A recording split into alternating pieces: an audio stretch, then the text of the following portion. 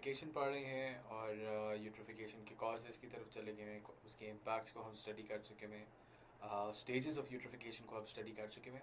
अब हम कंट्रोल्स की बात करेंगे कि यूट्रिफिकेशन जो हो रही है और इतने एक इन्हांस्ड रेट के ऊपर हो रही है, तो इसको हम कम कैसे कर सकते हैं, या ऐसे कौन से अप्रोचेस हैं जिनके तहत हम यूट्रिफिकेशन के इम्पैक्ट को या मिटिगेट कर सकते हैं या उसके अकॉर्डिंगली अडाप्ट कर सकते हैं। देखिए, जब भी कंट्रोल्स की बात करते हैं आप हमेशा दो अप्रोचेस की बात करते हैं, एक है आपकी मिटिगेटरी अप्रोच या मिटिगेशन, और एक आ जाती है अडाप्टेशन।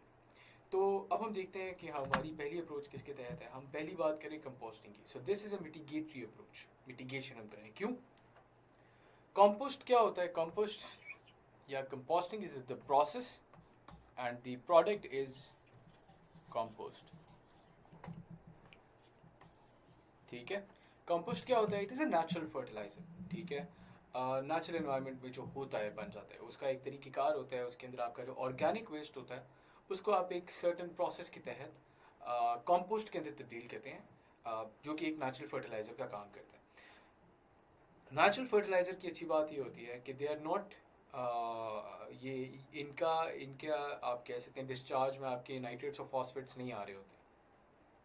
ठीक है, जिसकी वजह से नेचुरल फर्टिलाइजर जो हैं excessive leaching of nitrates and phosphates का भी बायस नहीं बनते, उसका एक सोर्स नहीं बनते। ठीक है, that is why compost becomes the first mitigatory approach. Mitigation के एम्बिट के अंदर ही आ जाएगा।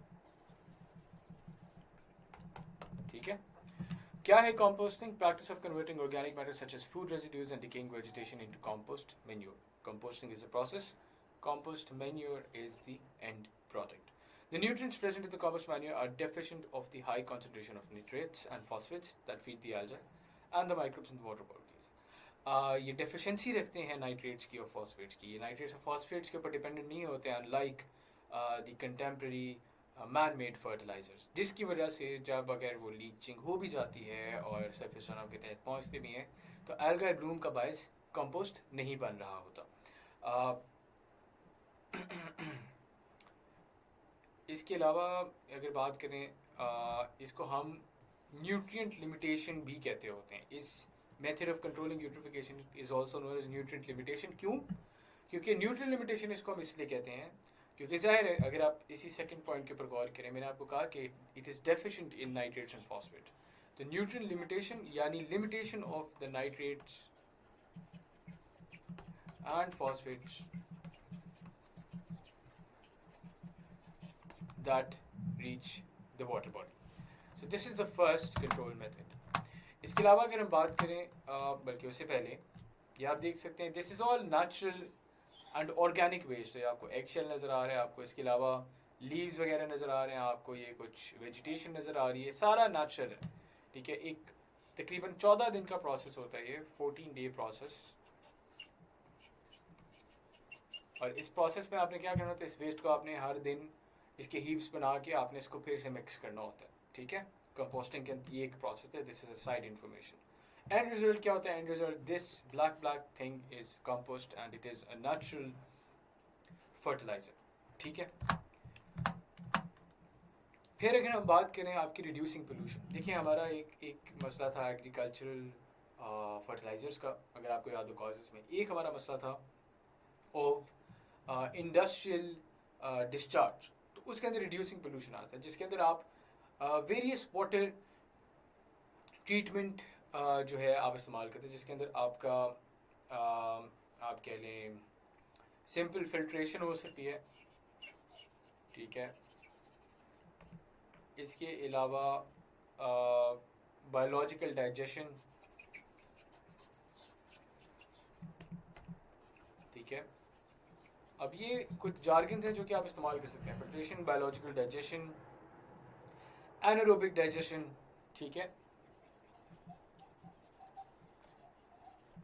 डिटेल में हमें जाने की ज़रूरत नहीं है, these are just some jargons जो कि मैं यहाँ नहीं लिख सका, मैं आपको बता रहा हूँ। Anaerobic digestion. ठीक है, इधर थोड़ा सा कोशिश करता हूँ क्लियरली लिख दूँ।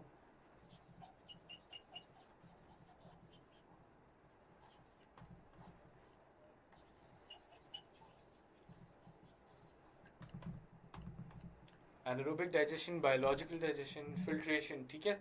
ये वो तरीक़ेकार है जिसके तहत आप पानी को थोड़ा सा साफ़ कर सकते हैं और वो जो डिस्चार्ज आ रहा है आप उसके अंदर से नाइट्रेट्स और फॉस्फेट्स को कम कर सकते हैं उसकी मिकदार को। तो this is one of the other एक कंट्रोल इसको कह सकते हैं। फिर अगर हम बात करें इसके पिक्टोरियल रिप्रेजेंटेशन की, तो आप देख सकते हैं कि पानी जो पीछे से आ रहा है वो ट्रीटमेंट सेंटर से होता हुआ आपका फिल्ट्रेशन, ये आपकी बायोलॉजिकल डाइजेशन हो रही है, ट्रीटमेंट स्टेज है, सेकेंडरी ट्रीटमेंट स्टेज, फिर आपका ये उधर से गुजर के फाइनल ट्रीटमेंट स्टेज के ऊपर आया फिल्टर्ड इनटू द रिवर। यानी एक पूरी का पूरा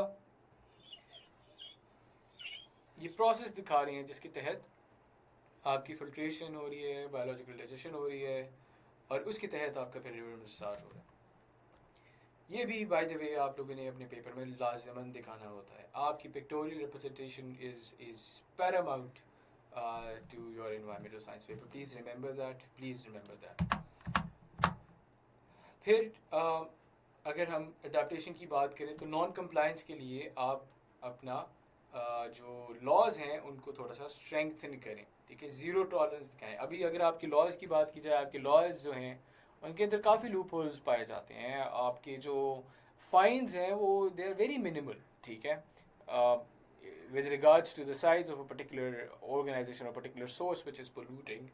आपकी ये जो laws और non point pollution है that is quite pervasive and quite impactful as well। so उसको हम लोगों को कम करना है, ठीक है।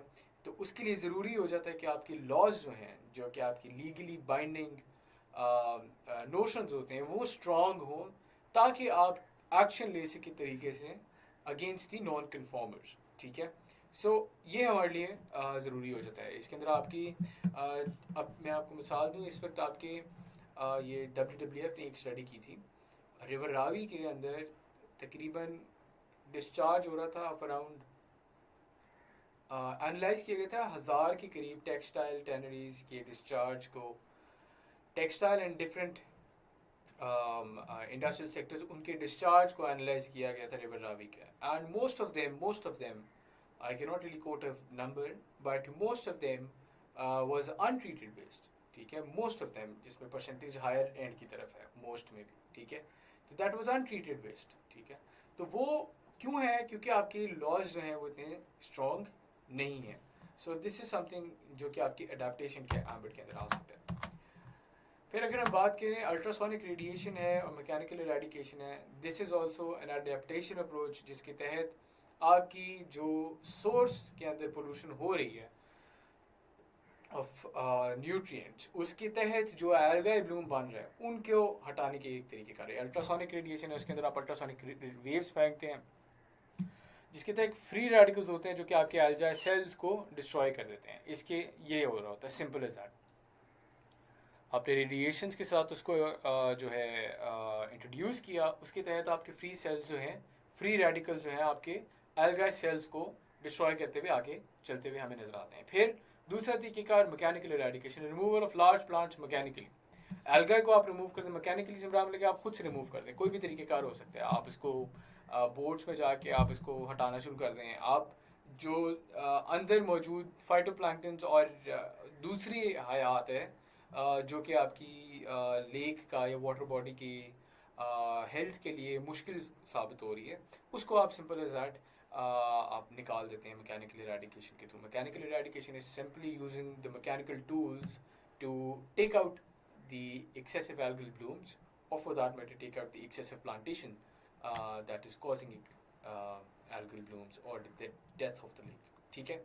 सो ये आपके कंट्रोल मैकेनिज्म आ जाता है as far as eutrophication is concerned. आगे बढ़ते हैं, एक समरी में आपको दे देता हूँ and this is a very important part, ठीक है।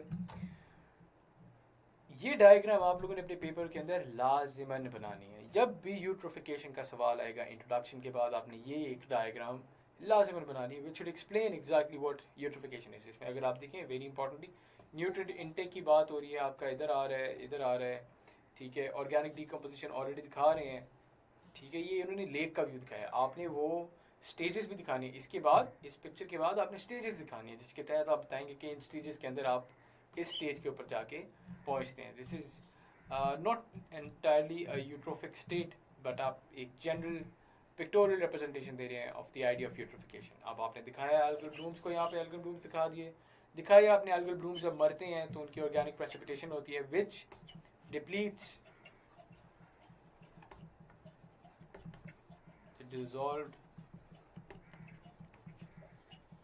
ऑक्सीजन. ठीक है, और वो यहाँ हो रहा है. उसकी वजह से आपकी बायोटिक फौना जो है ये मरना शुरू हो जाती है. ठीक है, फिर सनलाइट कम होने की वजह से, ऑक्सीजन ना होने की वजह से टॉक्सिक सब्सटेंस फॉर्मेशन आ जाती है. और इसके साथ साथ आपके micro organisms in the form of bacteria वो भी जन्म लेना शुरू कर देते हैं. तो आपका ओवरऑल जो पानी है दैट बिकम्स टॉक्सिक, जहरीला हो जाता है. एक आपने और जो चीज़ करनी है वो ये करना है, ये भी समरी का ही पार्ट है, that you are going to draw a flow chart as well. आपने जब डायग्राम बना ली, डायग्राम के साथ आपने फ्लो चार्ट बनाना है. Flow chart depicting as to what happens in the process of eutrophication. तो आपने स्टार्ट करना है. जिस तरह सबसे पहले आप बात करेंगे nitrates drain to ponds and rivers from fertilizer run off. अगला साथ ही फ्लो चार्ट के फॉर्म में आपने बताया plants start to grow on the surface, plants below the surface of water die, below the surface also above the surface. Dead plants are decomposed by bacteria and fungi. Oxygen, that is the dissolved oxygen, is then used up. Most animals beneath the water die. Eventually the lake or water body dies as well. ठीक है, सो ये 1 2 3 4 5 6 and 7 pronged आपका एक पूरे का पूरा continuous process होना है जो कि आपने दिखाना है पेपर के अंदर. आपने वो डायग्राम एंड ये जो एक आप कह रहे हैं फ्लो चार्ट है, ये आपने लाजिमन दिखाना है जब भी आपके पास यूट्रिफिकेशन का सवाल है, चाहे वो 5 नंबर का है चाहे वो 10 नंबर का है. ठीक है, आपने यूट्रिफिकेशन के सवाल के अंदर ये 2 चीज़ें लाजिमन दिखानी है. This is going to earn you numbers. ठीक है, और बड़े आराम से आपको नंबर मिलेंगे. इसी के साथ खातिन और साथ यूट्रिफिकेशन के ऊपर जो हमारे लेक्चर सीरीज़ है ये इख्तिताम पज़ीर होती है. Next up will be discussing water logging and salinity, और फिर हमारा पानी वाला जो पोर्शन है वो ख़त्म हो जाएगा. उसके बाद will be discussing air pollution and then solid waste management as well, and then will call it a day for pollution. ठीक है, तो उम्मीद है आपको अभी तक एसिड रेन और यूट्रिफिकेशन के जो आइडियाज़ एनवायरमेंटल साइंस के सिलेबस से पेपर के लिहाज से पता होने चाहिए, वो मैंने कोशिश की कि मैं आपको बतला दूँ. उम्मीद है कि आपको ये सारी चीज़ें अज़बर हो गई होंगी, समझ आ गई होंगी. इस उम्मीद के साथ मैं आपसे इजाज़त चाहता हूँ, और नेक्स्ट वीडियो के अंदर इंशाल्लाह वाटर लॉगिंग और सैलिनिटी को हम डिस्कस करते हैं.